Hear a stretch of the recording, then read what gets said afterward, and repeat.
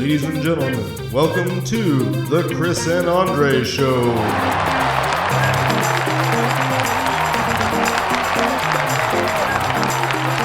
Welcome, ladies and gentlemen, to the Chris and Andre Show. As always, we are your loyal hosts. My name is Chris. And I'm Andre. Thanks for joining us today.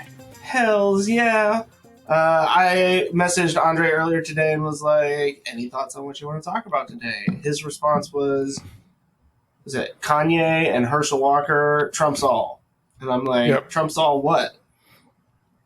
And then I realized he didn't mean like capital T Trump. He meant lowercase Trump. So that's what we're going to be talking about today. There's been some exciting-ish, interesting, let's call it, entertaining developments in the Herschel Walker candidacy for Georgia's Senate seat against Democrat Raphael Warnock. And then we have Kanye West out here trying to out-Kanye himself, which is pretty impressive, I guess, in a way. I mean, he's not even Kanye anymore. Right now he's like... Yay. He's yay.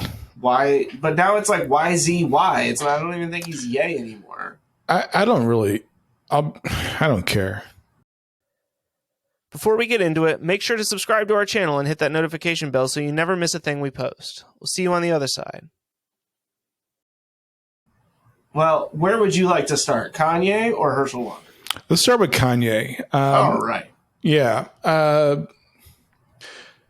There's two parts. On the Breakfast Club, I want to say it was yesterday's episode, Charlemagne the God made an interesting point that said, maybe there's a clip, I don't know, wink, wink, that like Kanye is one of the people that's in celebrity that needs the most white validation. There's not too many people in the world who openly seek white validation like Kanye West. Kanye West loves white validation. He longs for it. And it amazes me that folks let what they already know make them mad. And I'll say this till I'm dark blue in the face, okay? Nobody openly seeks white validation like Kanye West. That's your guy!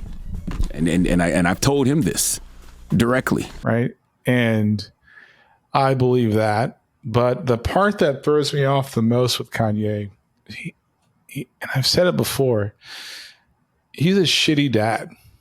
The things he's doing, like outside of whether I agree with it politically or socially, as a dad, I just can't get behind that. That's my major criticism. The White Lives Matter thing doesn't necessarily bother me, because I don't really rock with Kanye like that. Yeah. But the way he is selling himself out in front of his kids, like they're going to have to live with that later on down the line. So, yeah. Yeah, I think, this is one of those things. I think I saw it on Twitter first, and I was just kind of like, ugh. I mean, I knew we hadn't fully moved past like the relevancy of Kanye West, that there would be a point where he would come back up again. And I don't know. I just stopped caring about whatever it is that he's doing. Probably around the time that he said George Bush doesn't care about black people. George Bush doesn't care about black people. And that's not even to say that like he was necessarily wrong based on what was going on with following Hurricane Katrina there in New Orleans, but It was just kind of like wrong time. Like, I never really cared, to be honest with you. And part of it's because... I should say, like, I never cared necessarily what was going on with Kanye, but I paid attention to it, if that makes sense. Like, I listened to his music more up until that point, and that was where I feel like I was kind of like, oh, all right. No, I take it back. Really, for me, it was when I saw him live. I was going to say that. I was going to push back and say, but didn't you tell me, and you've told me twice now? Yeah. Maybe 3 times that you went to his show. At UNCW. UNCW's homecoming. How they got Kanye West to show up there, I have no idea. But he essentially used it as a rehearsal for his tour that he was getting ready to go on. And it was one of the worst shows, like live shows, that I've ever been to. I like his music, some of it or most of it depending on whenever and wherever I stop listening to his music. I watched the Kanye documentary on Netflix. One of my sons kind of encouraged me to do that. And it was great up until episode 3. Because I think he really believes his own press. And it's just a very unattractive endeavor for me. I will go on record again saying that I don't really care much about celebrities' personal lives, basically. It's irrelevant to me. I don't care about their politics. It's irrelevant to me. But I will go on record saying that as a dad, like the things you do, your kids, you're going to have to answer to your kids. And they have to live with that quote unquote legacy. And to have such a big audience and I guess the word is platform, and to make that road a little bit challenging it should be unbearable. Look back at, think of Michael Jackson and his 2 kids. Although they've done a pretty good job as of recent of being off the radar, which is good. God bless them for that. I never want to do things to put my kids in to have to respond, not answer for anything I do, but to have to respond for it. And I think that's unfair. Yeah, I would agree. And I think that's certainly been one of the more disturbing elements of what's been going on with Kanye lately. Right. All of the political stuff aside, when it became this public feud between him and Kim over the kids and what was going on there, it's like, this is all stuff that your kids are going to have access to as they get older. This isn't even like, oh, they're going to hear it from their mom. Like what often happens in a lot of divorces, where there's nasty stuff that happens back and forth between the divorced parents. And you hope during those times that you can kind of protect your kids from some of the nastier stuff. It doesn't always go that way. Sometimes one parent is kind of feeding that, and like is more than happy to talk about that stuff, even some of it that may not be, that's obviously tainted from their perspective. It's not appropriate. And it's ultimately not appropriate. I mean, that was one of the things when I went through my divorce and my separation that I immediately committed to was, and I think you kind of counseled me on that as well. Like, no matter what, like, you got to keep that stuff to yourself. You don't talk bad about her mom to her. You don't let that stuff influence her relationship with her mom or, like those sorts of things. Ultimately, you just do you, focus on you, and be as positive as you can be, or neutral at the very best, right? Or very least, when it comes to the other parent. And I think ultimately, like, I have found that's not that hard of a thing to do. There are times where you'd love to just be like, yeah, well, but then further down the road, right, you have that hindsight and say, oh, thank God that I didn't let my frustrations or my anger or whatever it was in that moment cloud my judgment and say something that would then make my child look differently on their parent. Because ultimately, the thing that I think a lot of people forget when they're in that situation is that child is 50% you and they're 50% the other parent. And if you are sitting there bad-mouthing the other parent, what that ultimately says to that child is, at least part of me comes from that. And you can do serious psychological damage to your children with that type of behavior if you're not careful. I mean, not even if you're not careful, but just by doing that.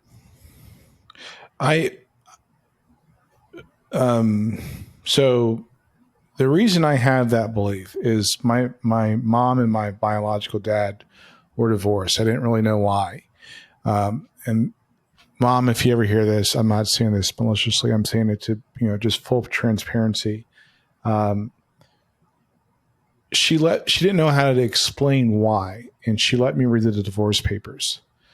Probably not the best thing to do. What you file in court? So there are things I didn't know, and that I didn't need to know, and it made me basically. It made me want to, define who I was as a person independently of. I mean, because you're right. You understand you're 50, like that's your dad and that's your mom, and I never changed my last name to my stepdad's name because I was hell bent on cleaning up the reputation of my last name, and that sounds like a harrowing task for a kid. Yeah. And I didn't want to. I don't blame my mom as an adult, and I don't think I blamed her as a kid, but I also, I didn't know how to respond to it, but I was hell bent on making sure that I was not him. And I won't go into the details because I love my mom. Yeah. But that kind of shaped my view on that. It's not for the parents to, and to my mom's credit. And I later realized as an adult, because the next time I saw my biological dad, I was like 18 or 19 or 18. And I came to the same conclusion that she was probably trying to convey to me when I was a kid. So it was like, oh, he is he is, piece of shit. So that's why it's important to realize you can't predict. And it's also not to say that both, like the parent that the child lives with is right. Right. It just means that that's how the cards played out at that particular part. Yeah. And you want the child to come to have respect for their parents regardless. And I'm appalled at, and it's not my responsibility, but I just think what is my responsibility is to say it's wrong. Sure. And regardless of whatever happened with him and his ex-wife, that has nothing to do with his kids. What he's doing now, as I have done with my kids who are all adults now, I've had to answer for things that happened in the past. And I want to be able to have a clear conscience and be able to answer truthfully about X, Y, and Z. Yeah. And I think he's robbing his children of I don't know. I mean, I don't know what he's robbing them of, but he's robbing them of, I guess, a piece of their childhood. And I think that's pretty bad. And I don't know if he has people in his corner to walk him out of that, but I would say based on his personality, based on what we have seen, that anybody that is in his corner is incapable of telling him anything that he doesn't want to hear. That's fair. Right? I think that is a fair statement to make. I think Kanye is going to do what Kanye wants to do. I think to your point, like, that man believes his own press and then some. I think he reads like the best things about himself and says that they're not giving him enough credit. And it's influenced his ability to, I think, see things clearly and to kind of move forward from this. Like how does he identify himself outside of that relationship?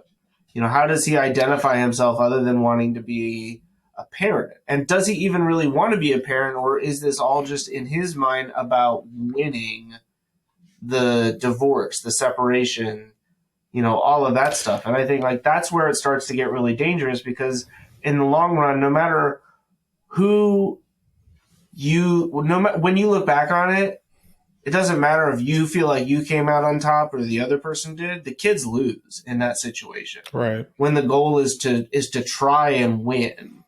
ultimately when that happens, when you go through a separation and divorce and you have kids that are involved, I think the most important thing is what you can do for them. I mean, they're going to deal with stuff regardless of how positive the relationship might be because they're children of divorce. And so adding on top of that, any of those other stressors is selfish and stupid, and there's a lot of words, and I don't, and far be it for me to try to assume what's behind the curtain of their marriage, because like as I told you, I don't know both sides. I love you, you're my brother, but I'm not going to pretend like maybe you didn't screw up some stuff. And I mean, look, I will sit here right now and say I did. I made mistakes.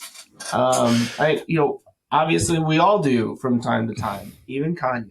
Yes, right. Kanye, you've made mistakes.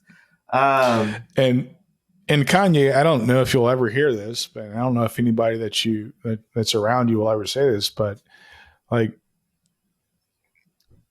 it's about your kids. And, he made a comment a couple of weeks ago about, again, I'm going to give hats off to Charlemagne the God.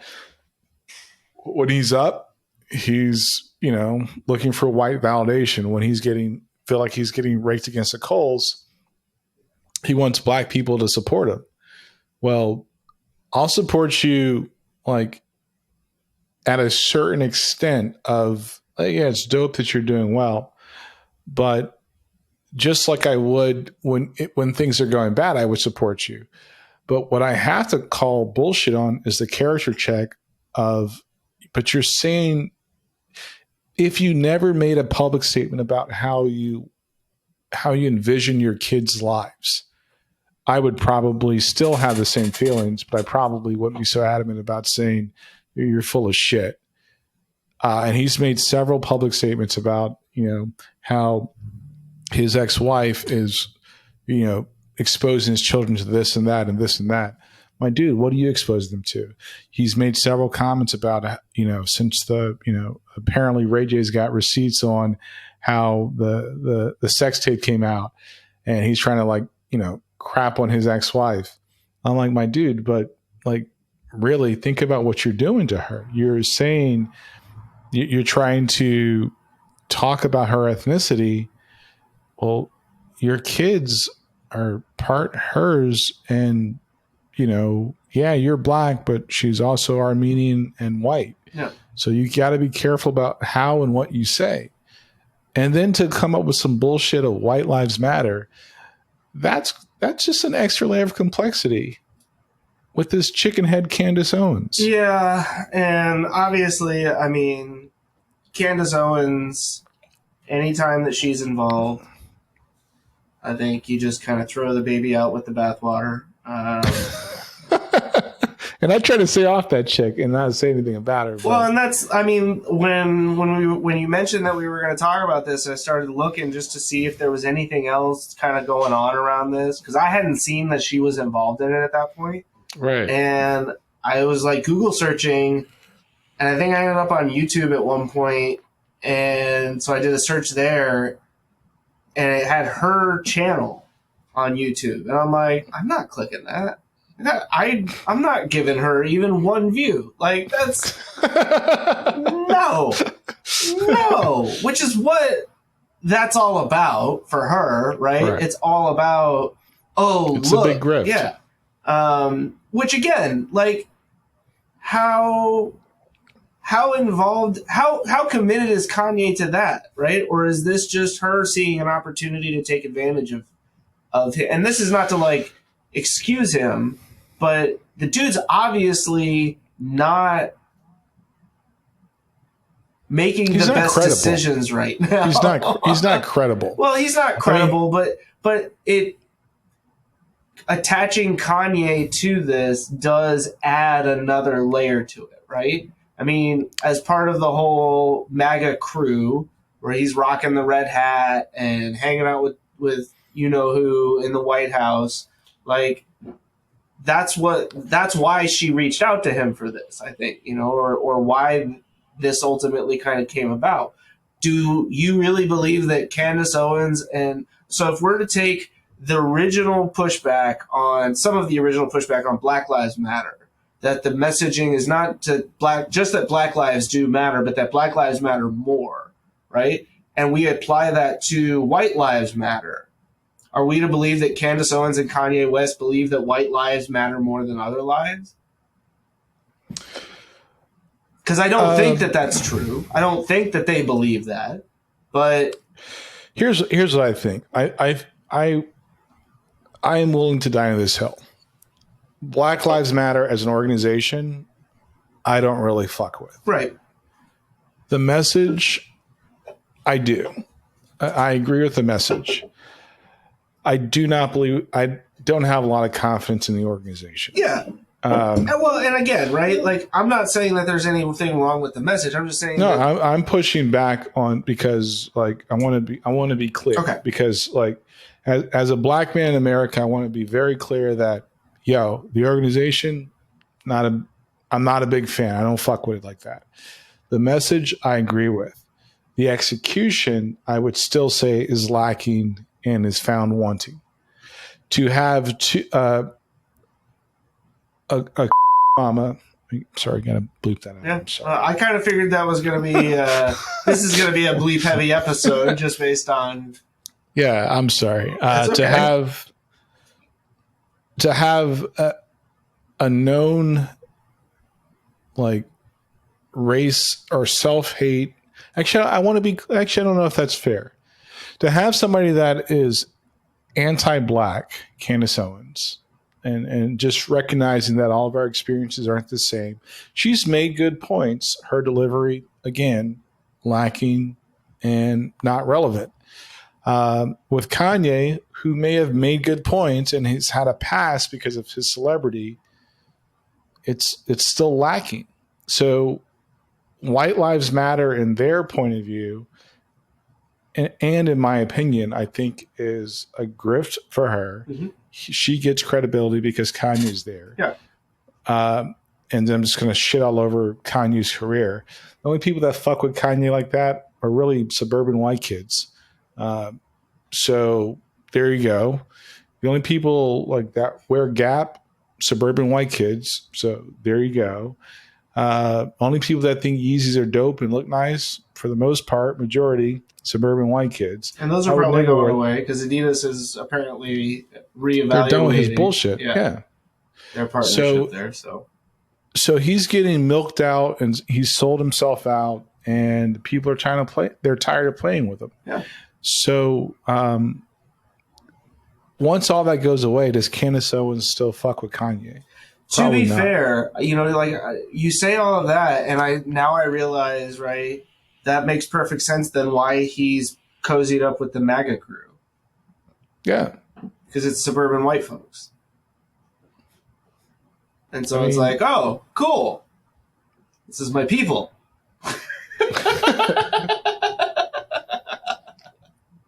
I'm just saying, and yet he still had beef with Pete Davidson. Man, but Pete Davidson's from Staten Island. That's true. That's not suburban. that's suburban white people. So he's trying to get that 6-digit. The 6-digit like income bracket kids. And I don't screw the politics of it though. Right? I think he ignores his children. Yeah. And I am polite enough and reasonable enough to say that I can disagree with Kanye and Candace Owens on politics. Yeah. Candace Owens, she's not important to me. No.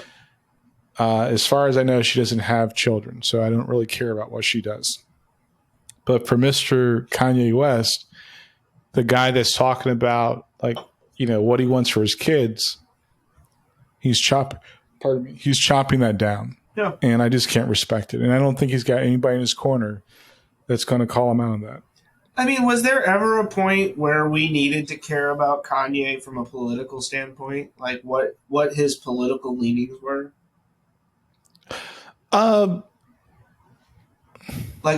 Is it Was there like the potential for Kanye to be something on the political? Oh no, front? he's not equipped for that. Well, I'm not saying like to be a politician, but like just to exist in that arena. Because, he's not equipped for that. Yeah, He's just not. So why, because I felt like people got upset when he showed up with the red hat and was like on Trump's, train and stuff like that. Not like the literal train, because I don't think Trump ever ridden on an actual train.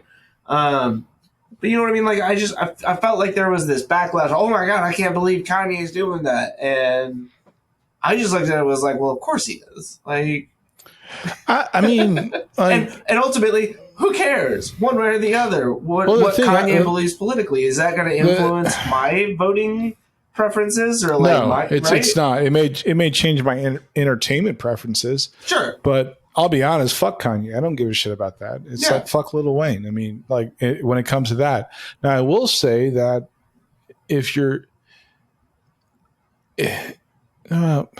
I've never voted for a Republican because of social issues. Never, not once.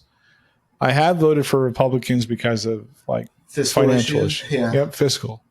But I'll tell you that for the most part, Republicans have done a shitty job of even convincing me that they care about my fiscal and my financial like well-being. Well, they certainly, or the country's fiscal and financial well-being. No, I mean that. Well, sure, but right? typically it's a local decision. It's a personal decision, right? It is. I'm just saying that, like, typically the Republicans, the GOP, were looked at as the fiscally conservative party, right? And I think we've seen time and time again that they will claim to be that and then immediately turn around and give tax breaks to certain groups and spend money wherever it is that they want to. It's just when it comes to social programs for these people or, help for other people over here or whatever it may be, that's when it's, well, we don't have the money for that. Well, what's funny, and we didn't talk about this. The new Prime Minister of the UK, Truss, I forget her first name. She actually is on the hot seat because she passed or wants to pass a tax cut for the wealthy in the UK. But they dropped that. I think they were going to do it, right? And then they dropped it. Yeah. So this whole like hyper quote unquote conservative movement and the theory and the logic is that if you give a tax cut at the top, it's going to trickle down. You motherfuckers haven't quite gotten it since Reaganomics. I mean, like, it doesn't work that way. Right. It's only worked that way with a couple of blips in history. And at a very small scale in terms of how much actually ends up flowing downhill. Rich people don't get rich by spending a ridiculous amount of money. Like, that's what I think a lot of people kind of misunderstand about that. Allowing rich people to keep more of their money doesn't mean they're going to spend more of it. It means they're going to stash more of it away. And you're giving a tax cut to a small percentage of wealthier citizens. Well, the ones that have a lot of the small businesses where most people work at don't really benefit from that tax cut. Yeah. So if anything, like look into the playbook. If you want to garner that vote, pass by the Jeff Bezos, pass by the Elon Musk, pass by Warren Buffett, pass by Tim Cook, and go to the people that own a small business that does whatever. $3 million, $5 million a year in gross sales or whatever revenue that is. Yeah. And you've got now you actually have a quote unquote platform. So when a Kanye West, who is worth $1 billion and some change, is like on the teat of the GOP, and it's ridiculous. He no longer speaks to the people that buy his music, even the white suburban kids. Right. It's just a mess. It's just like, no. It frustrates me. It frustrates me as a father, not as a voting citizen. It's just like as a dad. Like, how can you look your kids in the eye and say that the last 3 years have been golden for you? Yeah. I don't know, man. Like I am somebody that only occasionally gets into like the page 6 type of tabloid stuff, Right. and I try really hard when I catch myself. Like, I'll catch myself kind of like, ooh, and then I'm like, stop it. Like, who cares? This is so non-consequential. That's not You a know word. what's sad? Inconsequential. Yeah, I was trying to glaze over that. Sorry, but I'm glad you caught it. Yeah. So, listening to the rumor report on the Breakfast Club, there's like 4 or 5 celebrity couples, and then you have Jason Momoa and Lisa Bonet that made an announcement a while ago about them getting a divorce. And there's 2 things that I just want to say. Number one, we shouldn't care. Right. If anything, we should give them grace. And a vast majority of the couples, they have kids. And I don't wish divorce on anybody. And if we're going to sit there and say, politics goes into their personal life and we should be able to, and we're going to, or our concern as fans should go into their personal life. That's not our place. It's nobody's place to to do that. It's just wrong. Tom Brady. Yeah. I mean, just going to say. It's like my heart, even Marjorie Taylor Greene, and I know it's a stretch for a lot of people. Yeah, but we talked about it at the end of last week's episode, where it's like, why, this divorce is a terrible, terrible thing to go through as an individual, right? And then, like you said, almost all of these examples, they have kids who are going to have to deal with this as well. And do they really need, as they get older, or if they're already old enough to be, online and exposed to this stuff, that they need to be reading people's personal takes on their parents' divorce or the rumors about why it is that they're getting divorced? Like, the answer is I can't imagine being in that position as I went through my separation and divorce, of having people like prying into what was going on. And like, I didn't want to talk about it at all, right? Let alone having it published all over the internet. Yeah. So, I mean, Kanye, this is sincere. Like, I hope you figure it out, dude. Like, I feel bad for you, and you're making, I pity you, dude. Like, I know that you probably don't care, but I really feel sorry for you. Like, I really do. I feel sorry for all the people that are, that go through this. I'm grateful that my wife and I are doing okay. I'm grateful your family's doing okay. I'm grateful that most of my friends are doing okay. But your family should be important to you, and you need to figure that out. So Yeah. I don't want to shit on the guy too much, but I will say that, I'm not co-signing that. Like, and there's not enough people that aren't making excuses for Kanye West. I don't give a shit how dope you think he is, but he's on some bullshit. Yeah. And it's not. Speaking of someone who's on their bullshit. Oh man. Yo. Herschel Walker. Yeah. I mean, this dude has honestly been a train wreck from day one. The fact that the polls have shown it to be as close as it supposedly is in Georgia for the Senate race. Can I just say one thing so I get this off my chest? Yeah, I would love whatever you got to say. Go for it. Stop worrying about polls. Oh, I mean, I'm not worried about it. I'm just saying in general. So if you're listening to us, the polls are not effective. I saw an interesting take. The only reason that you even get poll numbers is because they're calling people. Yeah. On a landline. So what does that tell you? I got a phone call the other day, and it's this guy who, I don't know, like, there's this really weird echo on the line, so I could only understand like a bit of what he said. And he was like, "What do you feel is affecting your family the most right now?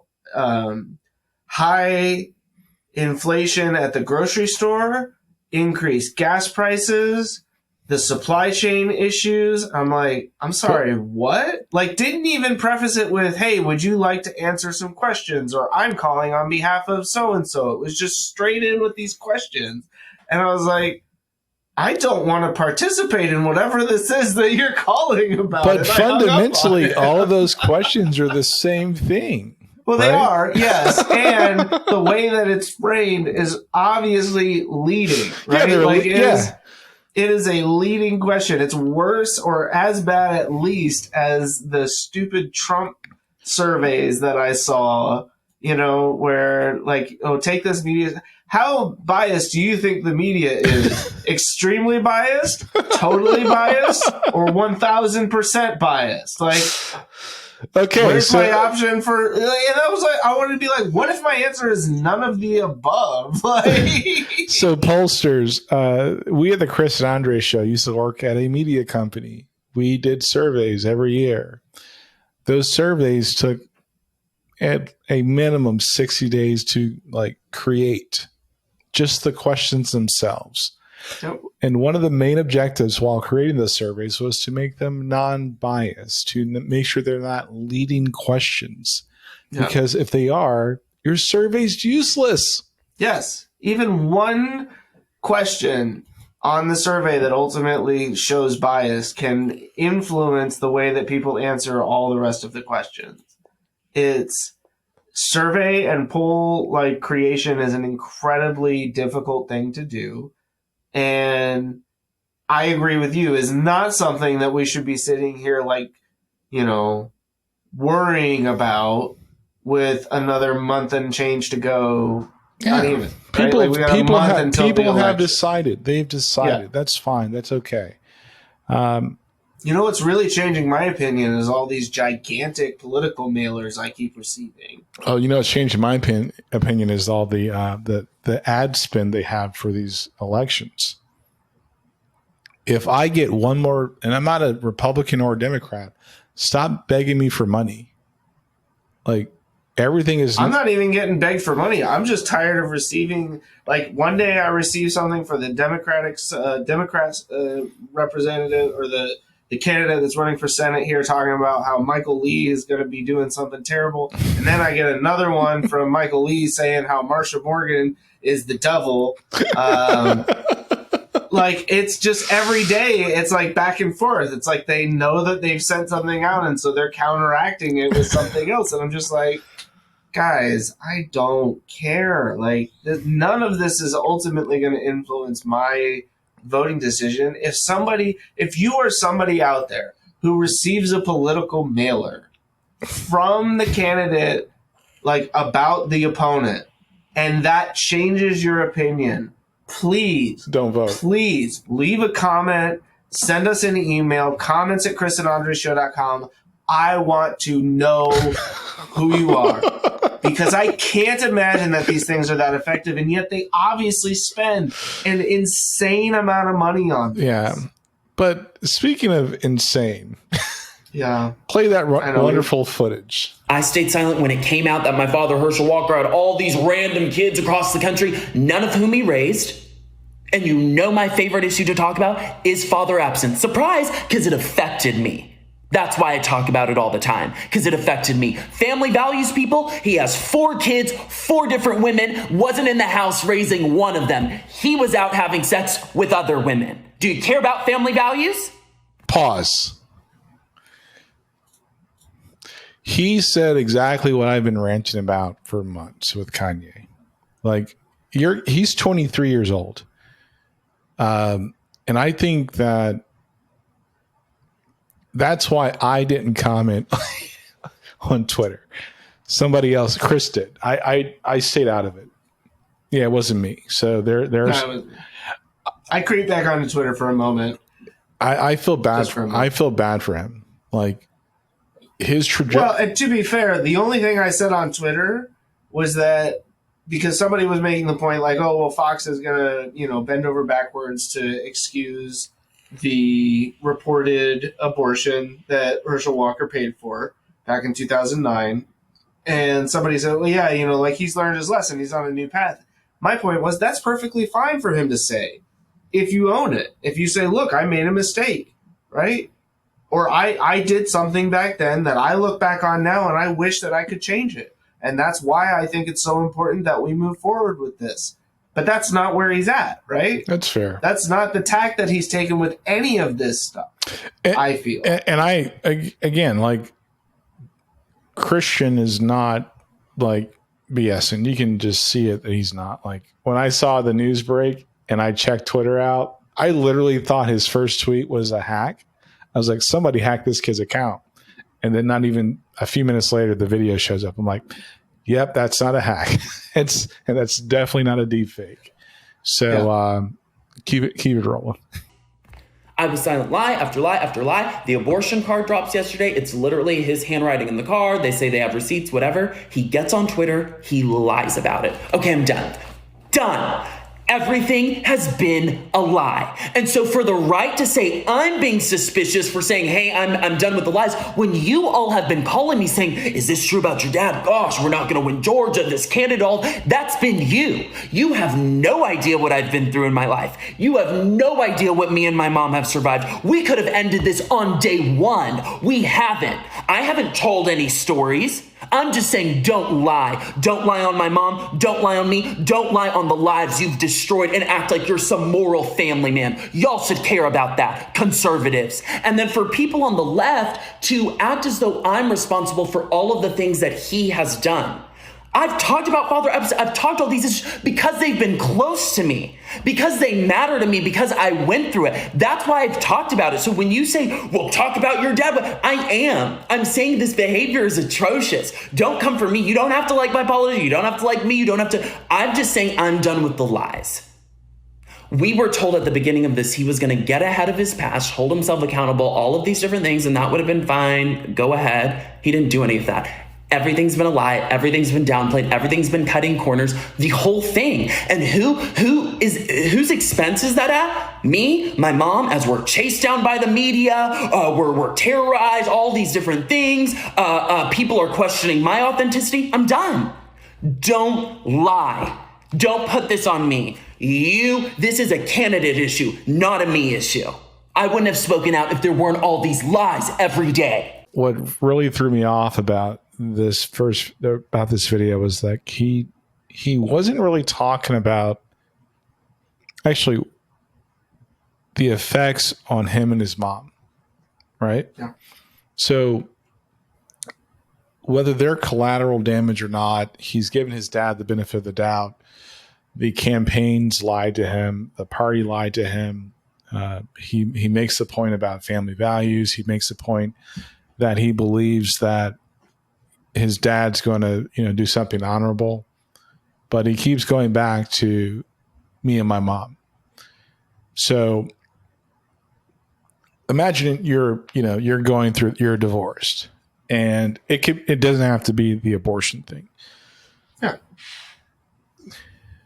Your kids are taking mental notes. He literally says, this affected me. Just like I can remember, and I'm 46. I can remember how my parents divorced. I'm talking about my mom and my dad, my stepdad who raised me, how that affected me. I'm 46 years old. They've been divorced for well over 30 years. Yeah. Those things don't go away. And that's my point. It's about trying to be a good father. And I think he was trying to give his dad some grace there. Sure. And I think that makes sense. Like, you don't want to come out day one and say, don't listen to anything that my dad has to say. Don't, this is a sham from the beginning. Like, he gave him the opportunity because he was basically told this is how this is all going to be played out. And then time after time after time after time, as news has broken, and stories have come out, the campaign has played it differently. He's got kids by other people that like he didn't even know about, right? My youngest brother is 14 years younger than I am. I didn't know about him because of decisions my mom made, obviously, because I didn't see my biological dad again until I was 18. So there's like a 13, 14-year difference, ironically. And now we're trying to have, well, we have a good relationship, but it took time, right? Yeah. You want to know your siblings, so I can empathize there. So and we're just talking about the abortion thing, right? We're not even talking about the fact that dude put a gun to his mom's head. Like multiple women. Yeah. Yes, Christian's mom obviously being the more relevant to this specific conversation, but yeah, that wasn't even just like a one-off kind of thing. I mean, I should take that back. I don't know that he put a gun to multiple women's heads, but he did threaten to kill multiple women, essentially. So as a dad and as a kid or a son, I can empathize with him on multiple levels. And he's right. I don't have to like his politics because I don't agree with... Because I don't. But that's okay. And you can believe whatever you want. Right. It's politics are like here's a simple definition of politics. How to accomplish something, right? It's not what we want to accomplish. If you take any GOP talking point, whether it be immigration, whatever crap they're talking, the economy, they don't have any policies. So the politics are pretty much, in my opinion, how to accomplish something, it's not technically the mechanics that are going to get you there, right? The policies, we can agree on. I can agree that maybe, immigration's a problem. My politics may say, what's the right path to citizenship? How do we rework immigration policies to where it's not so a quote unquote crisis for every president for the last 16 to 20 years. So I may not agree with your politics. I may agree on some of the policies. So they're not all encompassing, right? So Christian, I may not agree with your politics, but I understand what you're saying. What he's saying is it is straightforward. It's one of those things where it's like, yeah, you had one job. As a dad, you had one job. Yeah, and I think, look, being honest with your kids can be challenging at times. It can feel challenging, right. I should say. There may be times where you think it's easier to lie or to sugarcoat the truth. And I have tried very hard to avoid those opportunities or to take those opportunities head on and just be honest. As honest as I can with a girl with a child at the age that they're at, right? That doesn't mean that I'm just like, truth bomb, walk out of the room. Kids are smart enough that as they grow older, they, like you said, right? You remember the stuff that happens even at a very young age. And especially when you start to find out that some of the things that you were told or some of the things that you believed turned out to not be true. Right. That's going to leave a lasting impression. And that can be a really difficult thing as a parent, I think, to come back from. You teach your kids when to lie or how to lie the first time. If you're a parent, you can probably relate to this. Hey, mom, dad, I want to go to the park. Oh, I'm really busy. You're not. Hey, mom, dad, we won't do it now, but we'll do it later. Hey, mom, dad, I want to go to the park. Yeah, we'll do it tomorrow. Tomorrow comes and it's another excuse. we mask as a parent our lies in the word of excuses. So I think excuse is just a longer, prettier, fancier way to call it a lie. Just say, no, I'm really tired. And I don't want to do that right now. But don't, you teach your kids to lie, and we call a lie, and we're comfortable with it in society. We call it an excuse. It's just a lie with 2 extra letters. So maybe it's, I'm sorry, how do you spell it? Excuse is 5 words, right? Excuse is 5 letters. No, it's 6. Okay, then I'm sorry, with 3 X. Well, there's the beer for you. Yeah. I was like, it's a lie with 2 extra letters. I was like, there's no L or I in excuse. How the hell has he been spelling this all this time? So a lie is just a 3-letter word longer than that's all. Excuse, you know what I mean? So now I don't want, now I'm all counting my letters in my head. But and it's a fancier way to call a lie. So don't try not to make excuses for your kids. And again, like, I know people on the left and on the right they're having their political debates, but we often forget about the human side of it. And that's disappointing. Yeah. And look, Herschel Walker is not the first political candidate to decide to lie, right? He's not the last.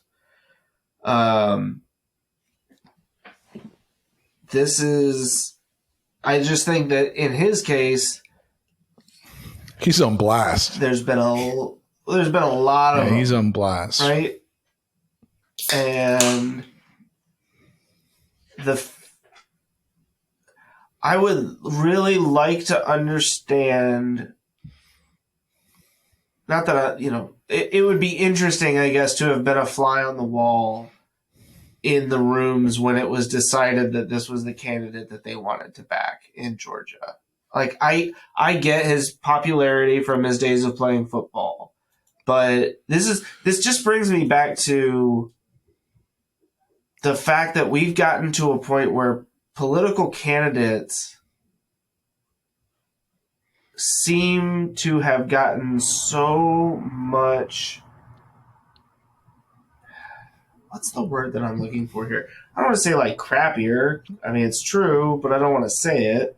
I feel like there's a better word for it. That like the bar for running for office has been lowered so substantially at this point for what makes you a viable candidate, right? An electable candidate, even.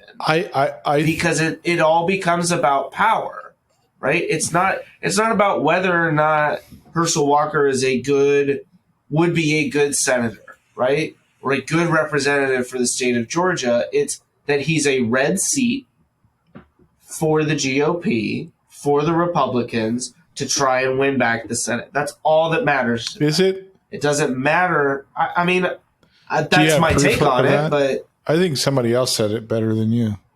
Oh, I was like, I mean, do I really, Andre? Really? And he's like, no, dumbass, play the fucking clip. So, does this change anything? I mean, do you want my opinion? You're listening. Not a damn thing. How many times have I said 4 very important words? These 4 words. Winning is a virtue. What I'm about to say is in no means a contradiction or a compromise of a principle. Pause. I had to stop it right there. Because that's bullshit. Like, if you have to preface what you're saying, come on. Winning is a virtue. Is she the daughter of Al Davis that we never knew about? To him, losing was unknown, and perfection unacceptable. Just win. The only words he lived by. And I feel like that's an insult to Al Davis. Because even Al Davis. No, you can't do that. That's like saying, no offense, but. Okay. What the fuck? Like, that's all that matters. That's what I'm talking about, right? Is that at the end of the day, they don't care about anything except winning, because ultimately it's all the ends justify the means, right? Yeah, but I've said this before. Like, Republicans come to a battle with a meat cleaver, and Democrats come with a butternut. Yeah. I mean, at some point, this is Al Franken resigning from the Senate for, an inappropriate picture. Right. Not saying what he did was right. Not saying that he shouldn't have resigned, right? Or that like at the time that there were other people calling for it. But we juxtapose that with a candidate in Herschel Walker that has red flags everywhere. Yeah. Donald Trump. More red flags than an F1 freaking street race. Donald Trump said, grab them by the pussies. Donald Trump. He said I could stand on Fifth Avenue and shoot a man and I wouldn't lose any votes. Right. And he's right. Just saying, man, like, I'm not. Actually, I am. Democrats need to learn how to fight. Like, literally. Like, I hate to say it, because if you're gonna go bare knuckles with me, I am not gonna stop until you're done.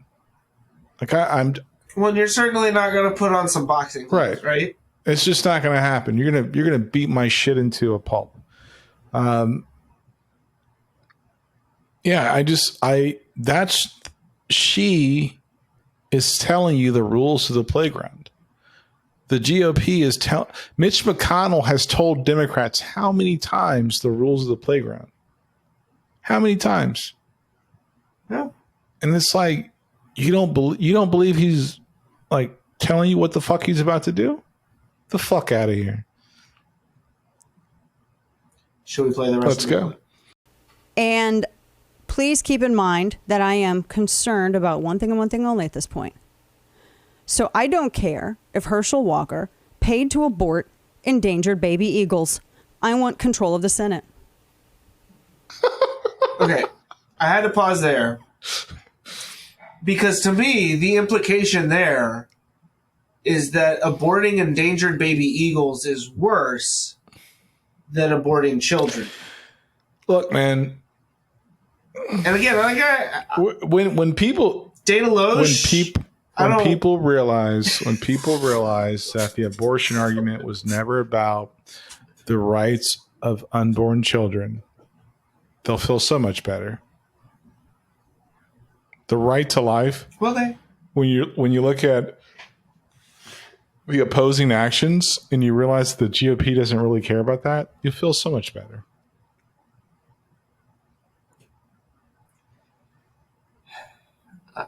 You will. I don't know that I will, but you will. You'll realize that it's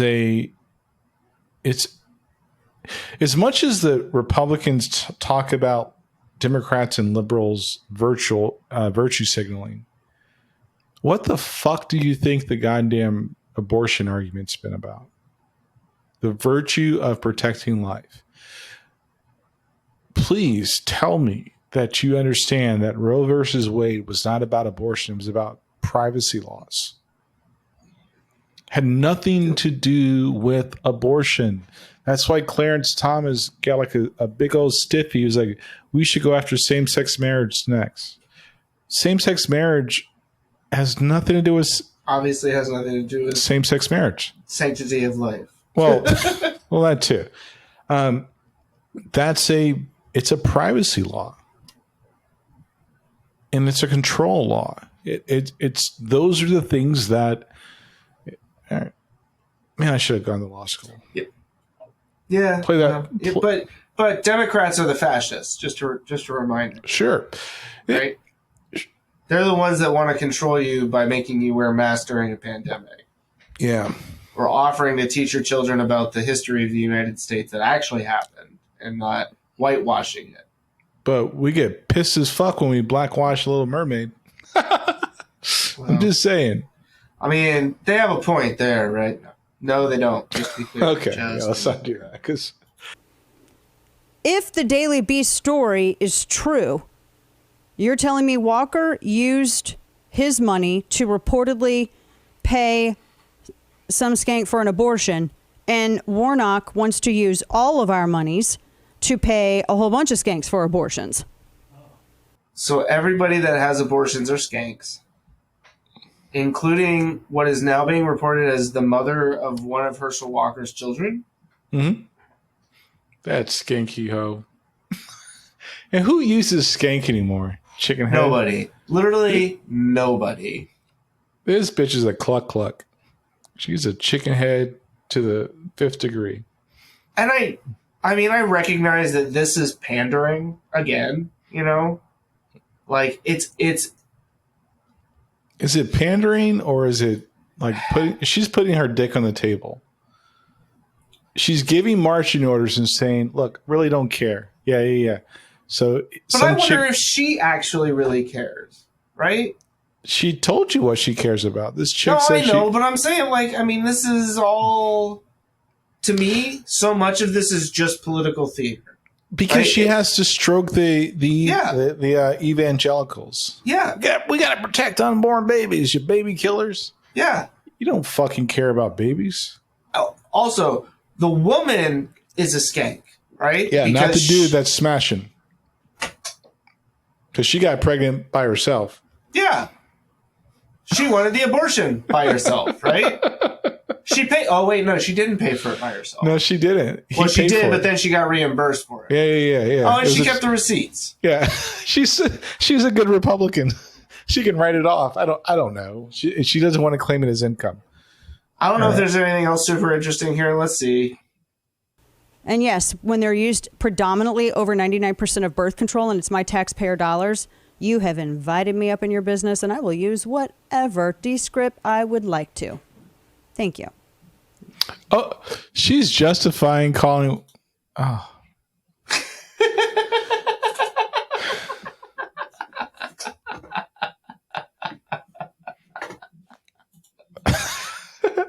I can't, man.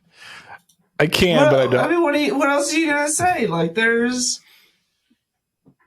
I guess, on the one hand, like, it's kind of nice, or I won't even say refreshing. It's nice that the masks have come off, you know, and that the GOP and their supporters are just laying it all out on the table. We don't care if our candidate's the one that's responsible partly for this, right? As long as we get what we want in the end, that's all that matters. And okay. I mean, that was the whole like candidacy behind Trump, right? Didn't matter that he was a sexual predator. Didn't matter that he was a philanderer, that he, you know, all of these things, that he was a lifelong Democrat until he decided to run for president. None of that mattered because ultimately he was a means to an end. And they got what they wanted in a lot of ways, right? They got their super conservative SCOTUS. No, they didn't, dude. They're hedging their bets on a minority of voters that as soon as they get bored with politics, they don't exist. Sure. That's it. And they're hedging their bets that will take longer than they actually think than I think it's going to for those people to get bored. Right. As soon as they realize that, I mean, QAnon's a fad. The Republican Party's a fad. In its current state. Mm-hmm. I mean, you've got the establishment GOP.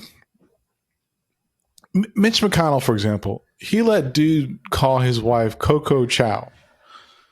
I tell you what, if Trump ever says shit about my wife, I'm gonna fuck him up. Like, straight up. If anybody ever on God's green earth says some shit sideways about my wife, I'm gonna get in that ass. Like, if someone ever said something sideways about your wife, I'd get on their ass. ass. Like, Yeah.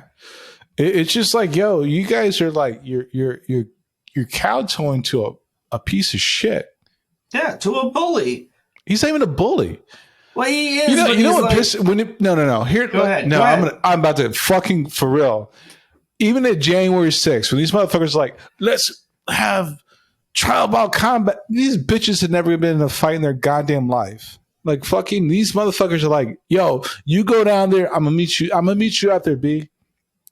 Yeah. Where's Trump? That fat piece of shit was hiding, right? Donald Trump Jr. Fuck you, you coked out little fucking cracker piece of shit. I swear to God, if I ever met you, I'd beat your fucking ass. Because you act like you're a bad boy, I would fucking drag your ass down the goddamn street. You're so tough. He's so tough with Secret Service. He's so tough when he thinks he's got these little bitch ass Proud Boys with his back, or the Oath Keepers. Bunch of fucking pussies. Most of which are going to be in jail. Yep.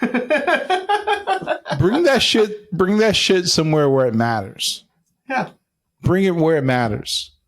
Call somebody's name, somebody's wife, some bullshit outside of her name where it matters. Somebody who's not part of your party, by the way. Because they love to call each other's wives names, right?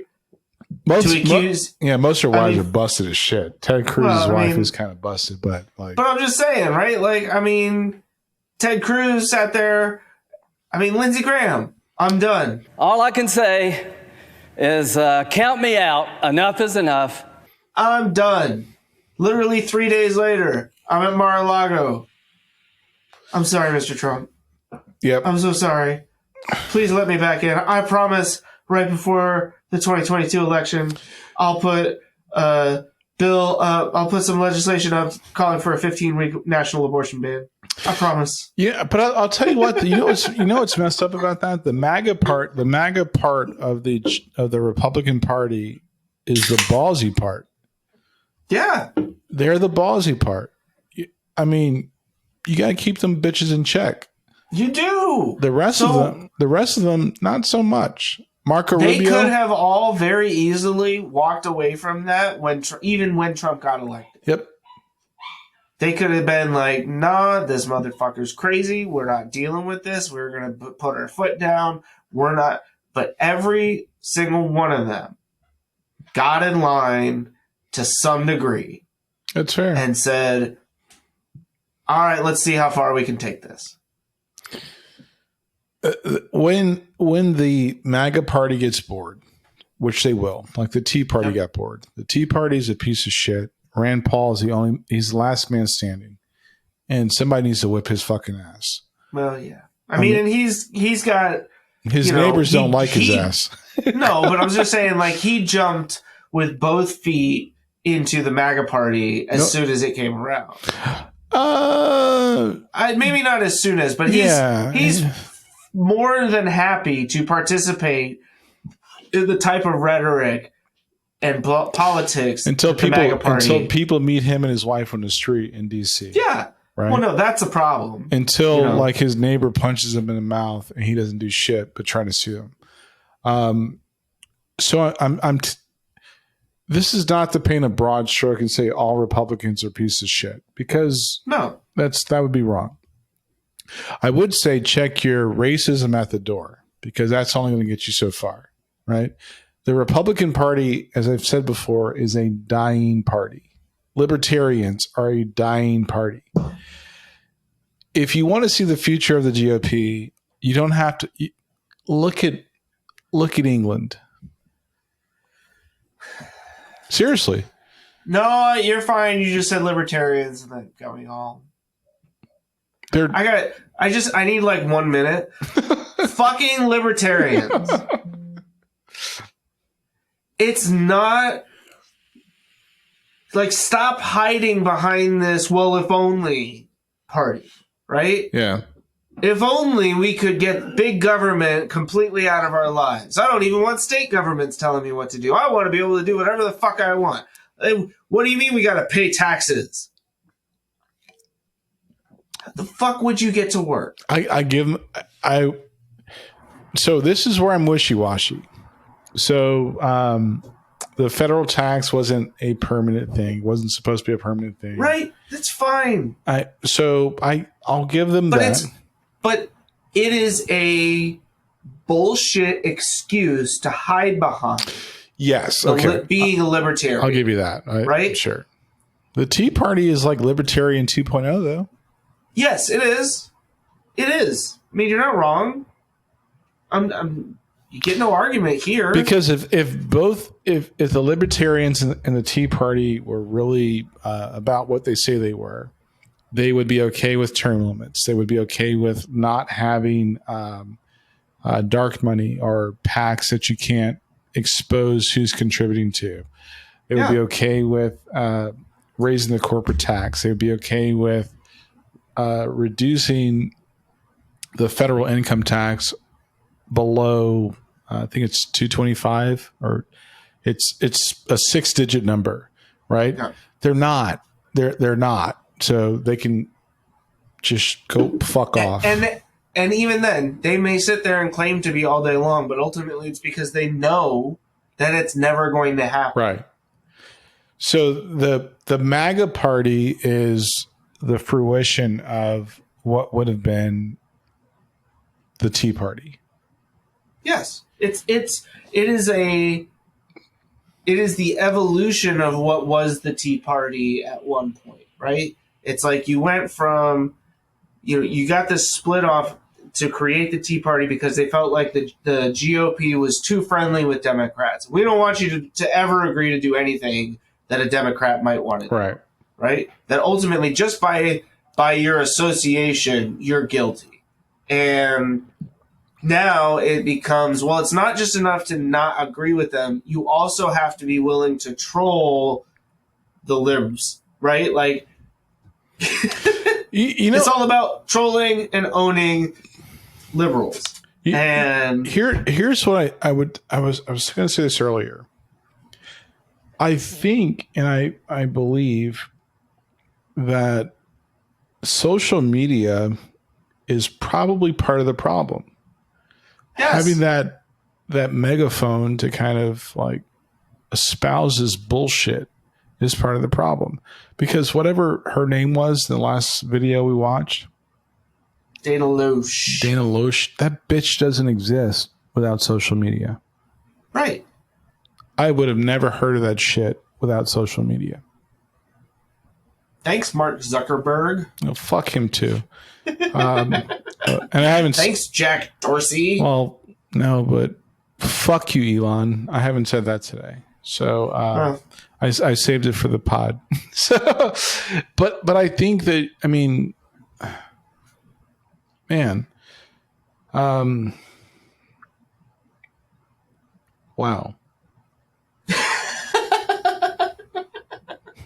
You okay over there? I don't know. I think it's sad. It's a sad state. So there are times I've never voted for a Republican because of social issues. I voted for them because of I firmly believe that if you stop robbing non-whites of financial opportunity, that it helps non-whites to get a step ahead in life, right? A step ahead of whites in life. I didn't say whites. Right?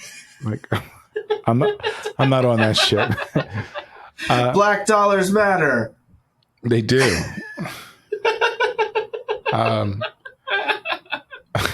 You're an asshole. You're just not realizing that. I think the irony is that it's like both parties do a disservice to non-whites in this country, right? Whether it be immigration, whether it be, and come at me if you want to, leave me a comment, but no, but it's across the board. Right. Like, on almost all the issues, they fall short, right? We've sat here and railed against Democrats and their inability to do jack fucking shit given the opportunity, right? We've sat here and talked about Republicans and their refusal to actually have a platform, to have policies that you could get behind. Jesus Christ. Any reason to vote for them that isn't just based in bullshit. Next week, we're talking about their bullshit. Because this was going to be the topic that I wanted to talk about was their commitment to America. That shit is fucking empty. It is so fucking empty. Yeah. It's so empty and pathetic and sad. And I don't think either party gets it. The American people don't give a shit about your rhetoric. We don't give a shit about your fucking politics. What policies are you willing to put in place? And I don't think either party's got the balls to fucking say these are the policies that we want to try to work on. If they did, they would have them published as part of their platforms when they have candidates that are running. But time and time again, we elect candidates, and then they get to work on what policies they want to get in place. Yeah, right? Do your fucking homework before you get to the job interview. Come on, you guys are being dicks with that shit. And I tell you what, when early voting starts in Raleigh, I think the 12th. Yeah. I'm not voting for a goddamn Republican at all. And it's not because I wouldn't want to. It's because I think you guys suck. It's just like, so you don't want to. Well, it's not because I wouldn't want to. It's simply because I don't want to. But there was a time in my life where Republicans had policies that I believed in. Sure. And I would never vote a straight ticket. Now it's like, I fucking just don't like you. See, and that's another thing that I think maybe that's part of next week's episode as well. What if we abolished political parties? It can't happen. Why not? What do we need the actual political parties for? Huh. Or is it inevitable that they will group themselves together? That's the problem. But if they don't have a name, right? If they're not able to say, I am this, and therefore that defines my policies, that defines my values, that defines my beliefs. Are we ready to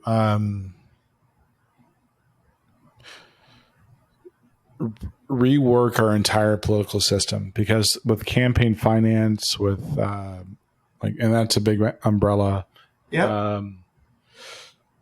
I understand it's not something where you could write the legislation tomorrow. Right. Okay. Right. It is a very pie in the sky sounding thing, but I think it is something we should absolutely try to work towards over the next 10 to 20 years. God, I hope it doesn't take that long. But I just think that you said the thing that made me think of it is this voting straight ticket option. That should not be an option. It shouldn't be. You shouldn't know which political party on the ballot your candidates are voting for. If you can't take the time to understand who it is that you're voting for. So here's a clip that we should put in here is and write this down because it's funny. What's her name? Sarah Palin. Talking about the results of it's already funny. Yeah, with the ranked choice voting. That shit was hilarious. It like maybe we can play it now if you can search it. When it comes down to second and third place votes, that's going to decide who's going to win. I mean, really, Alaskans want Joe Biden and Nancy Pelosi. The argument is, I don't think as a country we are mature enough for ranked choice voting. Sarah Palin did lose.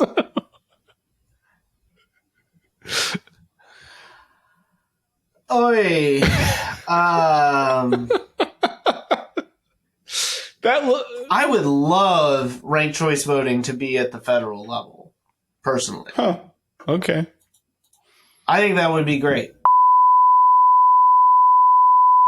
Yeah, I don't hate it, but I think that it's a bigger puzzle to solve. Don't have a solution for it, but I would say that What if we just eliminate voting altogether and I get to choose who all of the representatives and Congress people and president are? How about that's a terrible idea. So the issue I have is less than 50% of American citizens vote. Yeah. So that's the problem. Is it though? Do we really want the remaining percentage of Americans to vote? They've obviously signaled that they're not mature enough to handle the responsibility of voting. Yeah, I don't think that's really the problem. No, I agree. So I think that there's a lot of things there's a few things that we have, not a lot, but a few things we need to fix to probably see if we can increase the amount of participants in the electoral process. I think North Carolina is like 40% of eligible voters vote in elections, and it drops on presidential years. Presidential years. Yeah. So there's some work to be had, and it could literally be because people don't trust the system. I think that's part of it. I think there's certainly been a lot of disillusionment, right, amongst people. I mean, I'm one of them. Like, I've been disillusioned by the whole political process, but I'm still going to participate in it because I'd rather participate in whatever version we have right now than to just throw my hands up and say, well, I'll leave it up to somebody else. I'll give you an even closer to home type of example. Uvalde, Texas. Maybe we can get a clip. So I don't know if our magical editor can find this clip, but there is a ex-trooper that was hired as a officer at the elementary school. As people are trying, as a reporter is trying to speak to the school, the district, I think the superintendent, and asked them if they did so. This trooper was under investigation from Texas DPS, and she resigned, but she got hired to the same school that had that atrocity happen. Ask me if I trust local government. Do you trust local government, Andre? No. Right? If I live there, it makes me question what their decision-making process is. And I know there's separate situations, but it sows the seed. I agree. And it underscores what I think becomes the somewhat blatant lack of qualifications for people that are getting elected to some of these positions. Fair. Right? Fair. The lack of leadership that we see amongst politicians at every level. Because leadership is not something that I think, leadership's not a quality that you're ultimately born with. It is absolutely something that you can learn to have. Where'd you learn that from? I made that up right now. I taught myself that. No, you taught me that. I mean, I'm sorry. No, that's I was like, the only reason I even said that, I was like, oh, that sounds very familiar. Yeah, of course. It's one of those, I can't help but sit here and think that, all right, the total, somewhat non sequitur, right? I was sitting here listening to ESPN radio earlier today, and they were talking about the Denver Broncos, right? And then I have to watch that game tonight. Yeah, you're watching the game tonight. But they were talking about Nathaniel Hackett and his determination that he's going to continue to call the offensive plays, despite all of the glaring issues that they've had. All right. Okay. I wasn't saying this just to make you upset, because obviously this upsets me too. But that ultimately, when you are a new when you're new in a leadership role, right? Were you put in that leadership role to do the thing that you were really good at before? Or is it because they figured since you were really good, or they thought that they saw something positive in you at your previous role that you could then translate into your new role? Because this is the same thing. I fell into this trap early on when I got promoted to management, right? I thought I got promoted to management because I was a really good doer. Because they said I got shit done, right? And that we need somebody in this role that can get shit done. You need help, so we're going to put people underneath you. And if I had continued on the role or the path that I was on, I would have failed miserably because I never would have entrusted the people underneath me to do their jobs, and instead would have tried to continue to do their jobs from my new job, right? Yes. And instead, somebody very smart took the time to sit there and say, dumbass, you can't do everybody's job for them. You have to do your job, which is to lead the team and empower them and put them in the position to be successful. And that's where I think we're lacking, to bring this all back. That's what we're lacking at the political levels, on a political front at all levels. We're lacking leadership of people who can entrust other people to do their jobs and to do them correctly. And so you see stuff like this in Uvalde where they think that the answer is to hire more police, right? Or to hire new police officers to replace the ones that they fired for failing to do their jobs. But they are not doing they're not taking the time to do that process correctly.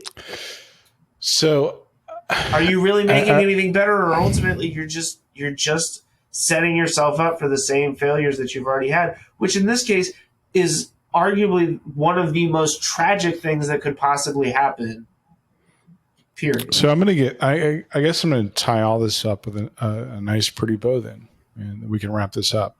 That's why we pay the big bucks. So the first time I was offered a leadership role, I managed some construction stuff. I went back to McDonald's for a different career path, and the store I was working at, I lived in Winston-Salem. The store I was working at was in Greensboro. It was for the company. And they sold the store. They sold it to an operator. I remember the operator's name. I remember my ops manager's name. I'm not going to put any of those names out there because I want to be respectful. My ops manager told the owner-operator that was buying the stores in Greensboro, this guy can be the store manager. I had been back at McDonald's for probably 8 months, right? And I was like, well, let me go talk to this guy. And actually, no, I just remember his name. So and now I'm really not going to say it. Let me go. So it actually ties into two things. So let me go talk to him. So I met him in Burlington at another store that was part of the company. And I said, hey, I really appreciate you putting that good word in for me, but I've only been back for 8 months and I don't know everything. And his words, and I'm paraphrasing, were, you're a smart guy, you're a good communicator, and the secret is you don't have to know how to do everybody's job. You just have to understand the mechanics of it and to be able to coach people to get you to the result you're looking for. That became part of my leadership philosophy, hence what I told you, because it served me well. And that was well over 20 years ago, and it holds true. Those fundamentals haven't changed. Later on, this same person, his wife worked for the company and they got divorced. But I was able to learn to separate his personal life from his professional life. That may be a cornerstone to why I believe that, because I think the two things aren't necessarily mutually exclusive. So yes, our leadership in our public lives is lacking that. I believe, to bring it back to the Denver game, yeah, Mr. Hackett, you don't have, you're good at what you do. You need to figure out a way to feel comfortable with trusting people to make mistakes and trusting people to help you to be successful. Our political life, the same thing, right? We don't qualify people in a role. We qualify them based on personality, like popularity currently, which is not a good or a healthy thing. And by doing so, you lose trust and confidence in your leadership. As a parent, same thing. Like that, this is where all those things tie back together. Some of the things I've learned through life have been through like a personal experience of all of the before, you know? And I think that as a parent, that if I was a parent with celebrity, I would always be cognizant of the fact that things I do now in public will be a reflection on my children. And am I willing to pay that cost? Yeah. So, yeah. And I remembered all the names involved in those conversations, and out of respect and admiration for some of those people, I will not put them out there. But I would just, that's something I would think about. I would just like, provided I didn't carry those lessons, I would probably be just like everybody else saying kudos to whatever or whenever or however. And that's just not the right thing to do. The anchor point for me emotionally with these instances is to be empathetic and sympathetic for the children at the same time for the parents. That's the higher, I put higher value on my relationship with my kids. So I would say as a father, you know, is that what you want to do? And you've said, Kanye West has said he loves his kids. Herschel Walker has said he loves his son and he's a family man. So that is what I'm ranking and grading their actions by. If that's true, what you said, your actions are contrary to that, and somebody should like check you on that. If you don't mind being a shitty father, have at it. Seriously, if Kanye West would have, I understand what you're saying. I don't know that you need to give them permission to be shitty fathers. Not that they're looking for, your permission to do my so, approval. They don't need my approval. But think about it. I hear what you're saying. I hear what you're saying. If Herschel Walker didn't come back like 48 hours later or 24 hours later and say, I love my son no matter what, and he hasn't been repentant to that relationship, fuck him. Well put.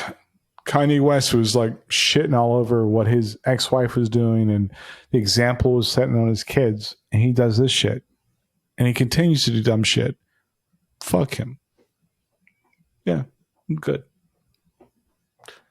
With that, thank you for hanging out with us. A lot of fun. The moral of my story is like, it's more of a challenge to be who you say you want to be in public. Yeah, it really is. Like, if not, don't say it. Don't say you want to be a good dad if that's not really important to you. Yeah. Yeah. If you want to check out more stuff that we have, go to the Chris and Andre Show at chrisandandreshow.com. It's a link right at the bottom. You can send us, actually, let me pause. We are on the social medias, Twitter, Facebook, and Instagram. And are we on the TikToks? No. We're not on the TikToks because we will not be dancing. Fuck TikTok. Yeah, actually, fuck TikTok.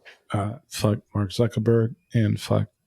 I'm just he has nothing to do with social media. Well, actually, no. He looks like he's going to try and buy Twitter after all because he realized that he's totally fucked. I already gave him his. Yeah, I know, but I didn't get to say it yet. Oh, this is my turn to say fuck Elon Musk. Okay. So fuck Elon Musk. We're on Twitter though. Just look Yeah, we us are up. on Twitter. At least until Elon Musk finds it. Yeah. And then we'll probably get banned because we'll post this episode on there and be like, I don't like the way they talk about Elon Musk. The great god Elon Musk. Yeah, we're just look for Chris and Andre. We're on YouTube, obviously, if you're watching this, and just search for Chris and Andre. If you have comments, hit us up at comments@chrisandandreshow.com. You can always send me some comments, some nice things and stuffs. Actually, let me back up. Ooh. We do answer comments. We live in the comments. That's our Twitter. If you have something to say, we'll answer it. We're not afraid, not scared. Both on YouTube and on our website. Yeah. Love to, get it's having the conversation, not afraid of doing that. Where was I at?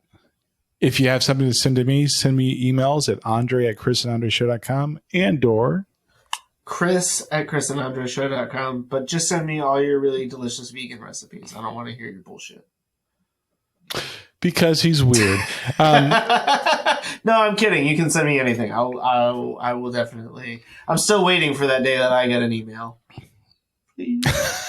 I want an email. We're super glad you joined us. As always, I'm Andre. And I'm Chris. And we'll talk to you next time. Hey guys, thanks for watching this episode. In case you ignored my previous instructions, make sure to subscribe to the channel and hit that notification bell. Oh, and don't forget to tickle that little like button. And if you have something to say, you can drop it in the comment down below. See you on the next one.